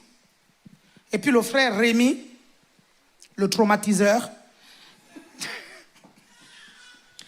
Matthieu 1, 18, 06, 58, 07, 03, 44. Oh. Si jamais quelqu'un veut me dire quelque chose. Alors, Matthieu 1, 18. Alléluia. Alléluia. Ah. Alléluia. La bonté, la paix, l'amour, la joie. Ils n'ont pas suivi, ils n'ont pas suivi. Alors, Matthieu 1, 18. Voici de quelle manière arriva la naissance de Jésus-Christ. Marie, sa mère, ayant été fiancée à Joseph, se trouva enceinte par la vertu du Saint-Esprit avant qu'ils eussent habité ensemble. Joseph, son époux, qui était un homme de bien et qui ne voulait pas la diffamer, se proposa de rompre secrètement avec elle.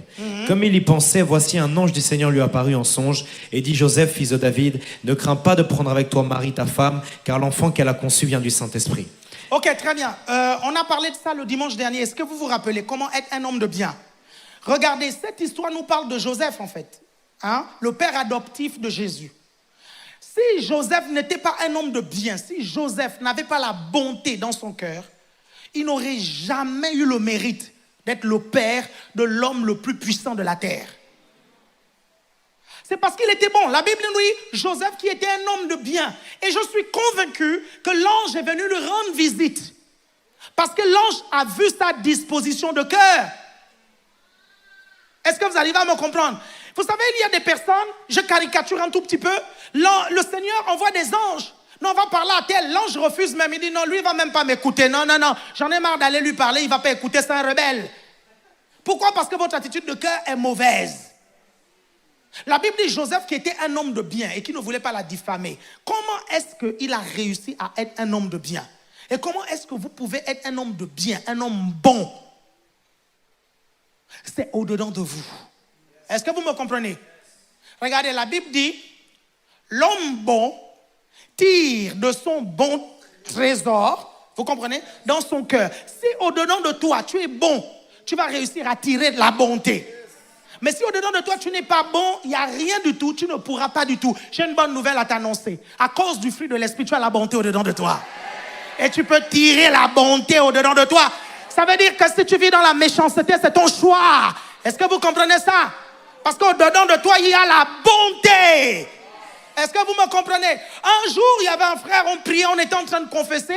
Et il y avait, vous savez, à Libreville, parfois, on nous disait, on prenait le verset de confesser les péchés les uns des autres. Ce verset, je détestais ce verset, mais comme la doctrine était de vogue, en fait, à Libreville, donc on se levait, chacun devait confesser ses péchés. Est-ce que vous comprenez? Donc il y en avait qui confessaient toutes sortes de choses. Vous comprenez ça? Il y en avait, oh Seigneur, je te demande pardon parce que je regarde tout le temps les fesses des femmes. J'ai dit, oh frère, oh Seigneur, je te demande pardon parce que j'ai volé. Ah, et il y a une soeur, elle était très maligne, elle, hein, vous comprenez? Seigneur, je te demande pardon parce qu'un jour, tu m'as demandé de jeûner 40 jours. Au 39e jour, j'ai mangé. Je te demande pardon. J'ai dit, what? Tu as jeûné 39 jours, je n'arrive même pas à jeûner 2 jours. Vous êtes toujours avec moi? Et il y a un frère un jour qui dit, Seigneur, je te demande pardon. Je suis trop méchant. Je suis méchant, Seigneur. Il me faut la bonté. Je suis trop méchant. Et le truc, c'est que nous qui étions dans le groupe, on pensait cela déjà tout bas, en fait. Il était trop méchant, en fait. Et là, quand il le reconnaît, quand il prie comme ça, on avait envie de dire, brise encore, Seigneur, brise. Parce qu'il parle encore, casse. Il est là, oh Seigneur, je suis méchant. Il me faut le fruit de l'esprit, la bonté, Seigneur. Je ne suis pas bon. On dit, oui, Seigneur, vas-y, Saint-Esprit, convainc encore plus. Qu'il convainc encore. Parce qu'il était méchant, ce frère. C'était le genre de frère, quand il te regardait seulement, peu importe ce que tu es en train de faire, tu commences à balbutier en fait. Et nous pensions tous, on le critiquait, on dit il est trop méchant lui. Je ne sais pas si tu as remarqué, mais oui, il est méchant. Et il y a des gens comme ça dans l'église. Hein.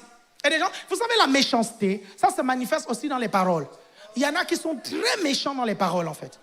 Et ils ne se rendent pas compte qu'ils sont méchants. Il te faut la bonté. Dis, il me faut la bonté. Il me faut la bonté. Pour terminer, sachez que il y a une partie du fruit de l'esprit qui se manifeste forcément avec la phronésis. La phronésis, c'est le mindset. C'est la sagesse des justes. La Bible dit dans Luc, chapitre 1, verset 16, « Il ramènera plusieurs des fils d'Israël au Seigneur leur Dieu. Il marchera devant Dieu avec l'esprit et la puissance d'Élie pour amener les cœurs des pères vers les enfants et les rebelles à la sagesse des justes. » Le mot sagesse ici, c'est le mot grec phronésis. Et par exemple, la bonté, elle va se manifester par ton attitude. Par exemple, je prends l'exemple de Joseph. Désolé, Joseph a eu la phronésis. C'est son mindset qui était comme ça. Parce que plusieurs d'entre nous ici, on vient nous dire que notre fiancée est enceinte et la fiancée nous dit en plus que c'est un ange qui lui a appartenu. Oui, c'est ça, c'est ça, c'est ça. Et la fiancée lui dit, non, je suis enceinte du Saint. Oui, c'est ça, c'est ça, c'est ça, c'est ça. Vous imaginez un peu? C'était dur, n'est-ce pas, pour Joseph? Et je vois un frère là-bas qui dit, ah non, moi jamais. Je ne vais pas croire en ça, on ne me fait pas ça à moi. Bon, pas la fiancée. Imagine un jour votre fille arrive, ok, ou bien votre, je sais pas, elle arrive, elle dit, maman, je suis enceinte. Mais je te dis, je n'ai pas couché avec un homme. Hein. Comment un ange est venu me voir et puis m'a dit que tu seras enceinte. L'enfant là sera un grand prophète. Il va préparer ma venue, il va sortir tous les hommes du confinement. Hein? Il vient te dire ça. Est-ce que tu vas croire? Tu ne vas pas croire, n'est-ce pas? Est-ce que vous voyez combien de fois c'était difficile et compliqué pour Joseph? Mais Joseph avait la mentalité, il avait le mindset. Est-ce que vous comprenez? La mentalité du juste. Est-ce que tu peux te lever quelques instants et acclamer le Seigneur?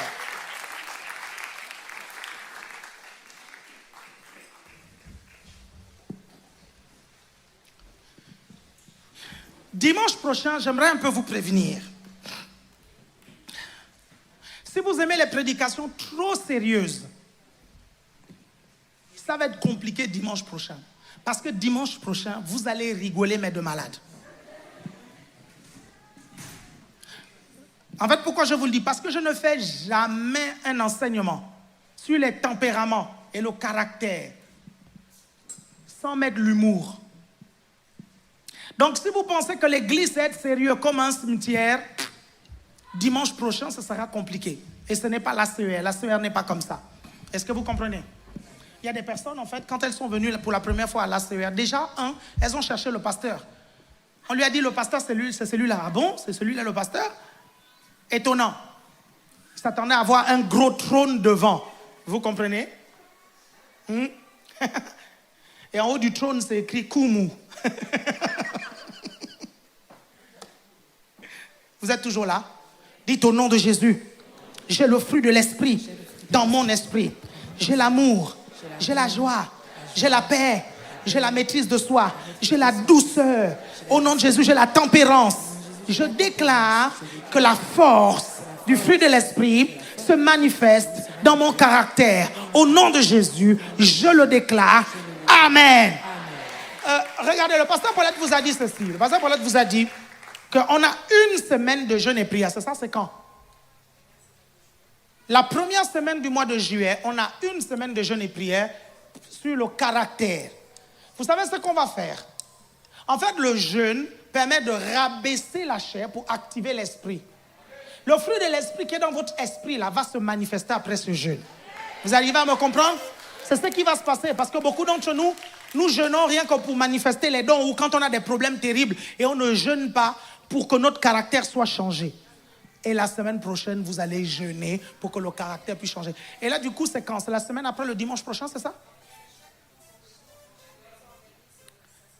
Chaque réseau organise sur le caractère, ok? Vous me comprenez attentivement? Amen. Prépare ton offrande et prépare ta dîme. Gloire à Dieu. Prépare ta dîme et prépare ton offrande.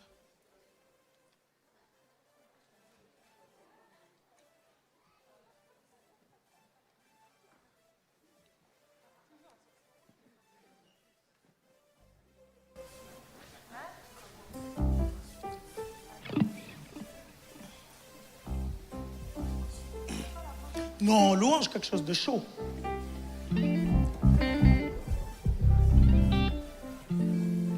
Non, est-ce que ça va faire Onaga? Onaga, ça va être dur? Ça va être dur, Onaga? Hein? Bizarre, ça va être bizarre. Ok, faites notre Dieu combat pour nous.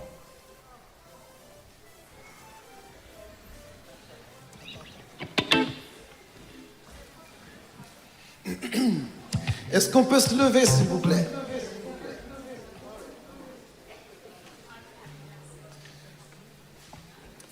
Vous pouvez préparer votre offrande même en étant debout. Alléluia. Prépare ton offrande.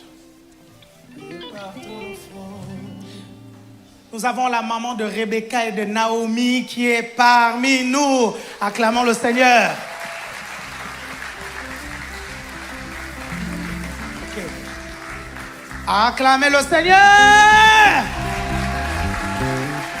Regardez, à chaque fois qu'il y a une maman, des membres sages de l'ACER, il faut acclamer. Parce que ça veut dire que la maman a fait du bon boulot. Alors acclamez.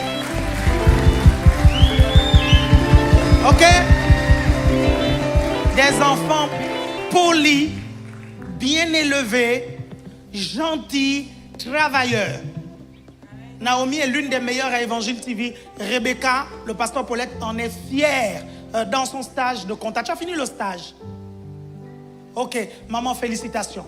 Amen. Félicitations. J'ai 4 enfants.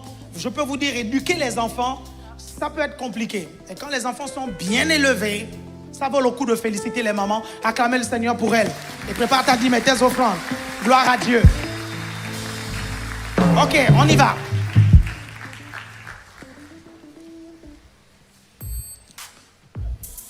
Alléluia. On va donner nos offrandes dans la joie et dans la bonne humeur. On peut acclamer comme ça. Un peu d'effort. Comment?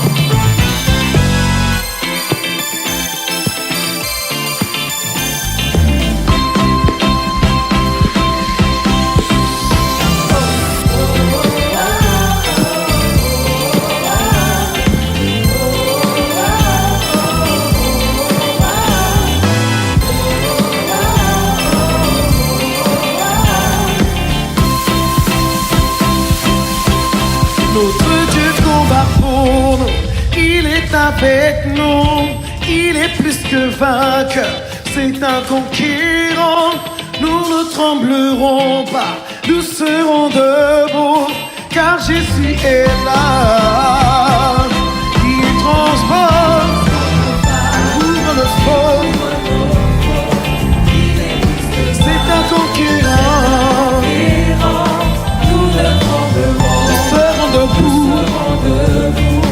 Car Jésus est là. Je vivrai, je pourrai pas. La puissance du ressuscité agit.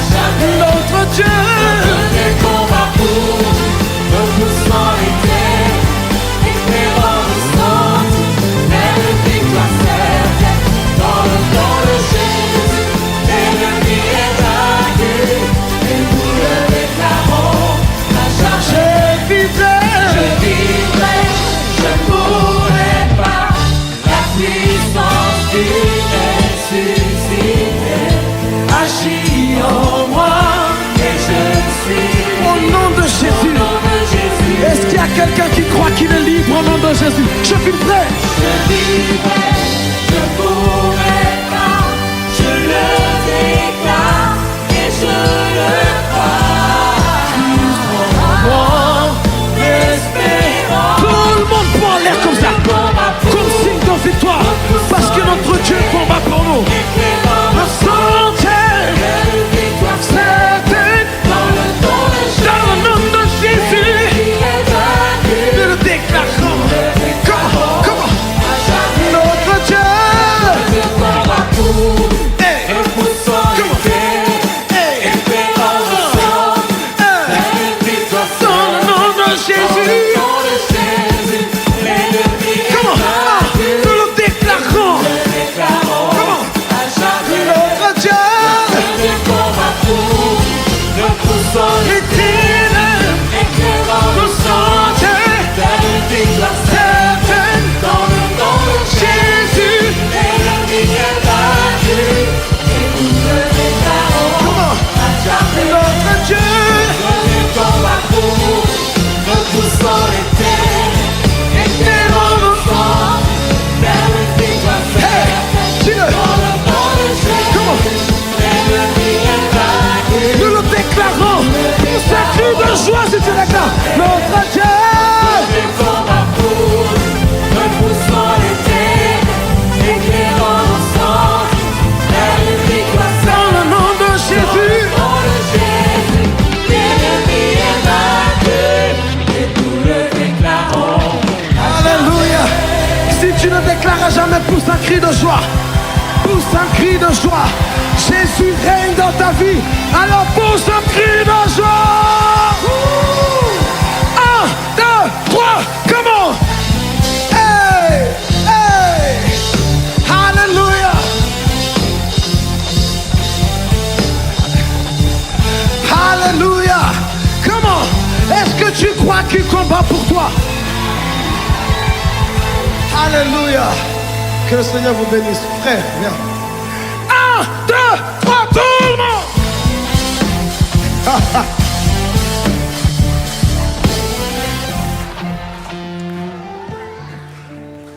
Amen, amen, amen, amen, amen. 1, 2, 3. Amen, amen, acclamez, acclamez, acclamez, acclamez. Amen, amen, amen, amen, amen, amen. Amen, amen, amen. On peut tous s'asseoir. Amen. Est-ce qu'on peut acclamer pour ces 4 cultes, ces 4 enseignements merveilleux par notre Père, l'apôtre? D'accord, bon.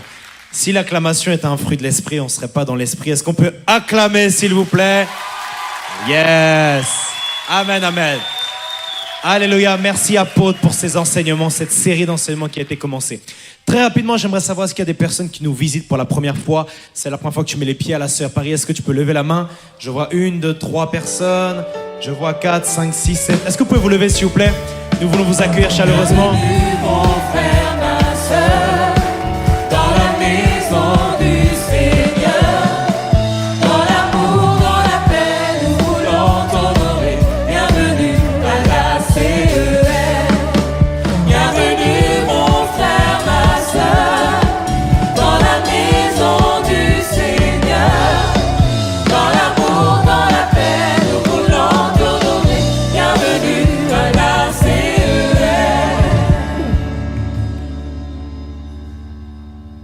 Bienvenue à vous tous qui êtes présents pour la première fois. Si vous avez une église, transmettez à vos responsables nos chaleureuses salutations.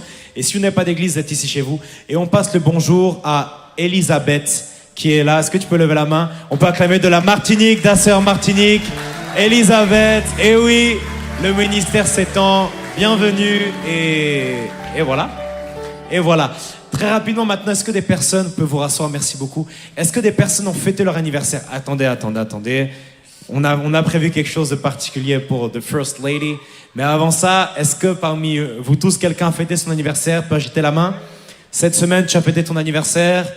Cette semaine, des jumelles sûrement là-bas. Est-ce que vous pouvez le lever, s'il vous plaît? Joyeux anniversaire, joyeux anniversaire, joyeux anniversaire, joyeux anniversaire. Que Dieu vous bénisse, que Dieu vous bénisse, que Dieu vous bénisse, que Dieu vous nom de toute l'église à Sœur Paris, un très joyeux anniversaire. Également dans le chat, si quelqu'un fête son anniversaire, très joyeux anniversaire. Et je vais maintenant appeler les Gilets jaunes, le pôle social, pardon. Le pôle social qui va présenter maintenant quelque chose. Le pôle social, voilà, qui ont des revendications. Peut-être que l'essence est trop chère, je ne sais pas. Le pôle social, les Gilets jaunes, voilà. Merci frère. Bonjour tout le monde. Ok, bah, comme vous voyez, c'est toute l'équipe du pôle social qui est là. Je bénis le Seigneur pour la vie du pasteur Paulette, qu'on peut acclamer. Donc, je bénis le Seigneur également pour la vie du pasteur ici, qui est pasteur référent du pôle social.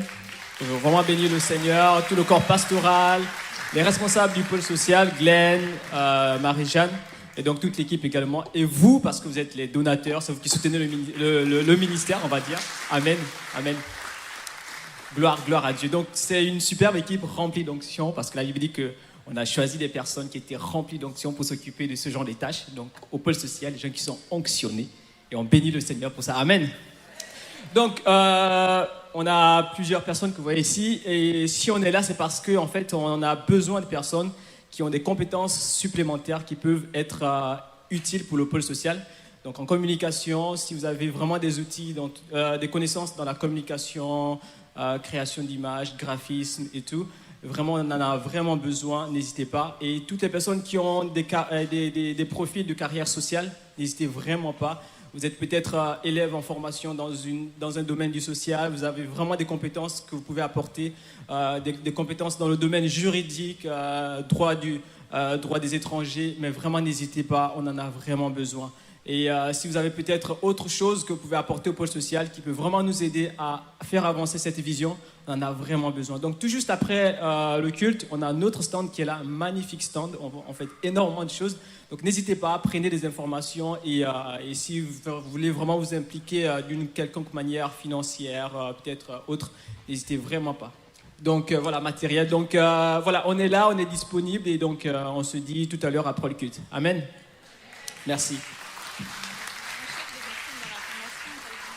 Juste une dernière info, oui, on cherche également des personnes dans la formation. Donc, formation, recrutement, si vous faites des études dans les ressources humaines, coaching et autres, on a vraiment besoin, c'est important pour l'instant. Amen.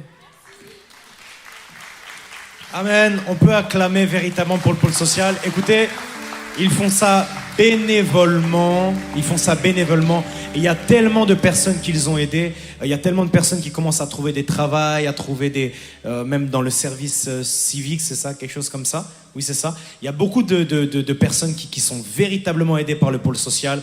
Donc, n'hésitez pas à les rejoindre à la fin du culte. Nous allons maintenant passer aux annonces vidéo, s'il vous plaît. Bonjour à tous et bienvenue aux annonces de l'ACER Paris.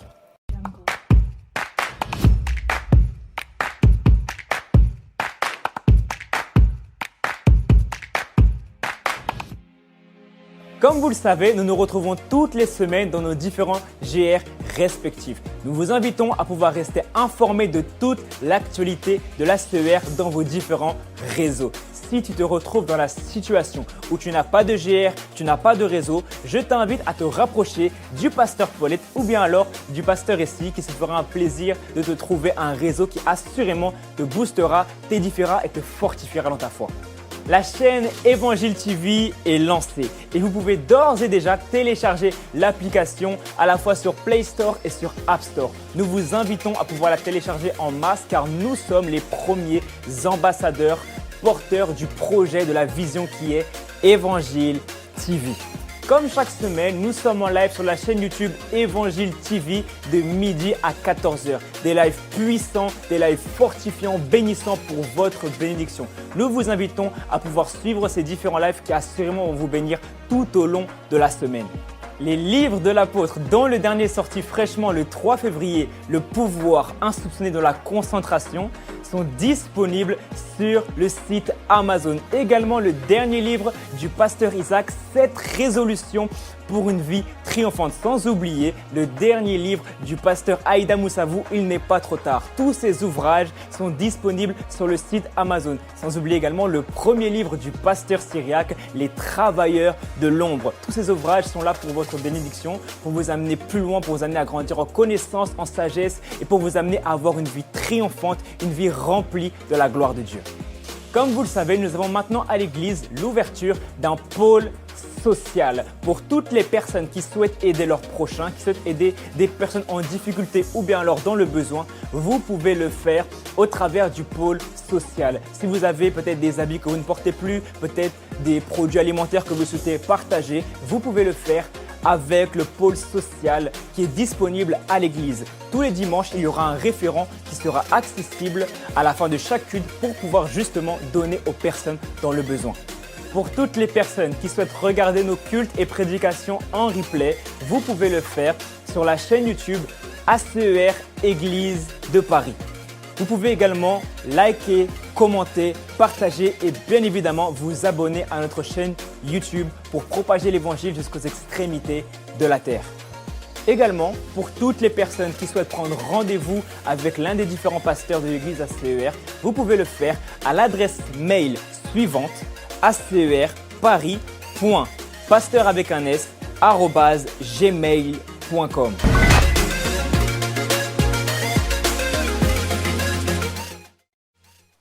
Amen, amen, amen, amen. Merci le multimédia.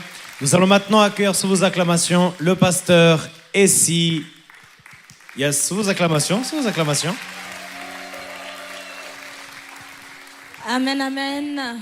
Donc je vais appeler... Oula, vraiment... Mon Dieu, je ne suis pas bien placée. Je vais appeler donc les 12 du pasteur Paulette ainsi que les pasteurs qui sont là, les membres du CE, si vous êtes là, Sabrina.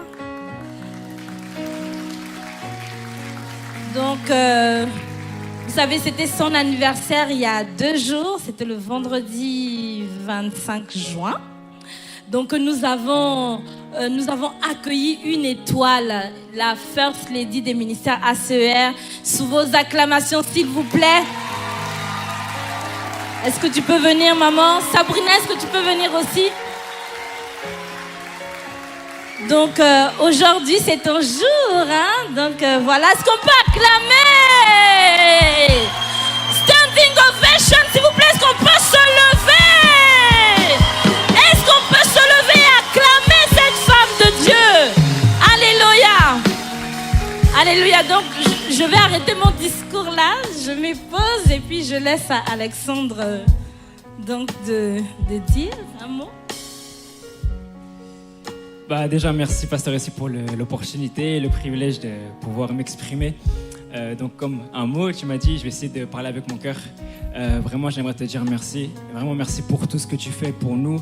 Merci pour le prix que tu payes. Merci pour la bénédiction que tu es. Et s'il y a quelque chose vraiment qui se dégage de toi, c'est vraiment ton amour pour nous. Tu es vraiment une maman. Et si même je peux parler à titre personnel, j'ai perdu mes parents à 14 ans, vraiment très subitement. Mais aujourd'hui, je sais que le Seigneur m'a donné une maman au travers de toi. Et le fait que tu puisses véritablement pouvoir m'écouter quand j'ai des questions ou répondre justement quand j'en ai besoin, ça me touche énormément, vraiment. Et je suis tellement béni et content de t'avoir dans ma vie. Et je pense que je parle aussi au nom des 12 et du comité exécutif. C'est vraiment une grâce, c'est vraiment une bénédiction. Et vraiment, quand je te vois, je vois vraiment toi une femme tellement incroyable, tellement extraordinaire, tellement bénie, tellement inspirante. On peut acclamer, ouais. Je vois vraiment une femme tellement édifiante et c'est tellement inspirant. C'est vraiment une grâce. Et vraiment, je te dis 1000 fois merci pour tout ce que tu fais pour nous et vraiment pour ce que tu vas continuer également de faire pour nous. Vraiment, à l'heure actuelle, je peux vraiment te considérer comme ma maman tous les jours à fond et c'est vraiment une grâce que j'ai et j'espère vraiment pouvoir t'honorer comme il se doit.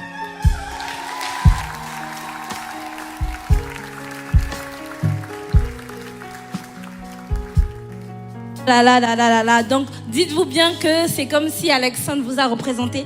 Donc, je continue mon discours. Alors, le 25 juin non, c'était en 1980, est née une étoile, est née vraiment une personne qui a impacté nos vies, qui a impacté votre vie, qui a impacté ma vie. C'est vraiment une personne impactante. Waouh, quand je la regardais tout à l'heure dans son interview, je me disais waouh, mais elle n'a pas fini d'impacter. Elle nous a déjà impacté. Et je suis sûre que quand tu es né, le ciel a dû regarder et a dû se dire waouh, il y a Paulette Sengue qui est en train de naître. Une femme qui va impacter des générations. Une femme qui va faire naître des généraux. Et j'en fais partie. Amen. Et je le dis souvent, maman, je t'aime. Je peux dire ça comme ça. Tu m'as acceptée comme j'étais. Je vous assure, c'est comme si en fait on avait grandi ensemble. Parfois je me dis, c'est comme si on n'est peut-être pas nés à la même année. Mais en fait, c'est comme si nos deux destins sont liés. Et quand je parle d'alliance, tu es une des personnes qui impactent ma vie et qui est une sœur d'alliance, une mère d'alliance. Et je dis souvent que tu es voilà, ma mère, tu es tout pour moi, tu es ma grande sœur, tu es mon amie aussi, tu es ma meilleure amie. Et je remercie Dieu pour ta vie, en fait, pour ta lumière dans ma vie. Et souvent, en fait, quand je regarde parmi les personnes à qui je voudrais ressembler, c'est vraiment toi. Tu es vraiment une des personnes qui impacte ma vie. Et je voudrais vraiment encore te dire merci. Et même quand mes enfants sont là, mes enfants même l'appellent Tata Paulette. Parce que pour nous, en fait, on est une famille. Et je la considère pas comme... voilà, je la considère en fait comme ma grande sœur, mais venue des Antilles. En fait, quand on est né, nos destins étaient liés. Et nos deux familles sont liées. Et je voulais vraiment te dire merci, merci, merci maman.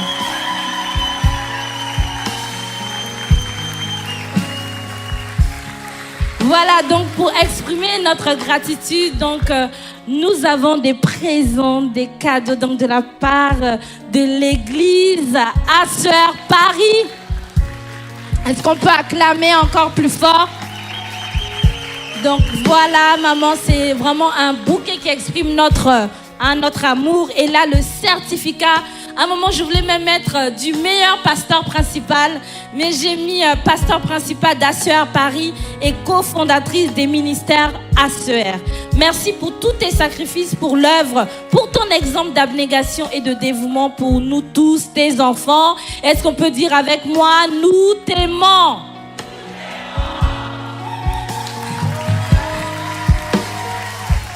Voilà, donc reçois nos présents. Voilà, reçois nos présents. Un Christian Dior. Donc, c'est pas n'importe lequel. Elle le découvrira à la maison. En plus, oui, on fait la pub, c'est pas grave. On fait la pub d'une étoile plutôt. Voilà. Amen, amen. Est-ce qu'on peut encore acclamer le Seigneur pour la femme de Dieu? Et donc, tout à l'heure, donc, vous pourrez donc lui offrir vos cadeaux. Et donc, je laisse les 12 te faire un gros câlin. Hein?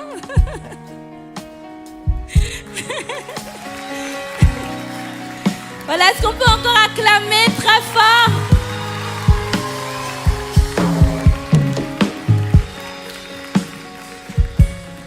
Voilà, et est-ce que... Donc à 1, 2, 3, vous allez dire avec moi, joyeux anniversaire maman. Donc je compte jusqu'à 3 et vous allez dire après, joyeux anniversaire maman. Donc 1, 2, 3.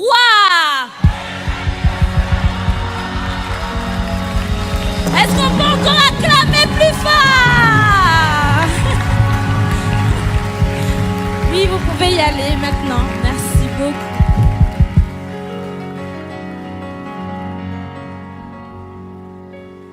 Alléluia, alléluia. Alors qu'on est debout, est-ce qu'on peut tous fermer les yeux? Est-ce qu'on peut tous fermer les yeux? Je vais prier. Père, merci pour ces 4 cultes merveilleux en ta présence. Merci pour cet après-midi, cette matinée où ta parole a été perçue dans nos esprits.